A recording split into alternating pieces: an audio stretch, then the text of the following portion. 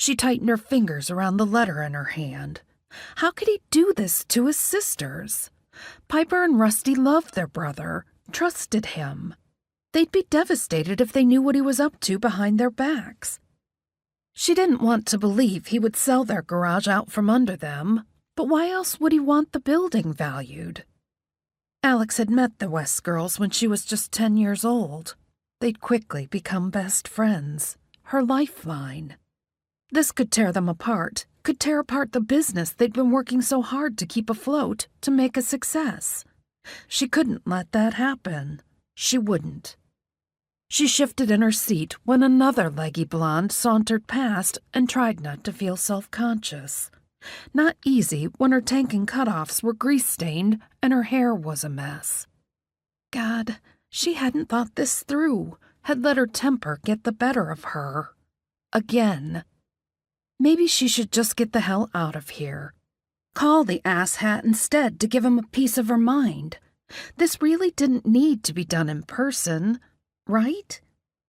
It had been 6 long months, but she realized, in that moment, she still wasn't ready to see him.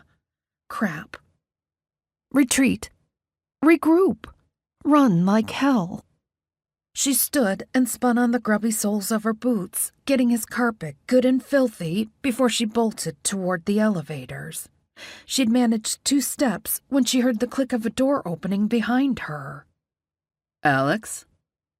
Ah, shit. She took another retreating step. Stop right there. That familiar voice moved through her, the rough command hitting her low in the belly, lifting goosebumps on her bare arms. There was no way she could run now and keep her dignity intact. Planting her hands on her hips, she took a deep breath and mentally prepared herself for the devastation that seeing Deacon again would bring, then spun around. God damn it. The oxygen rushed from her lungs. Yep, the guy was still as hot as he'd been 6 months ago. Maybe hotter if that were possible. It was all still there in mouth-watering abundance.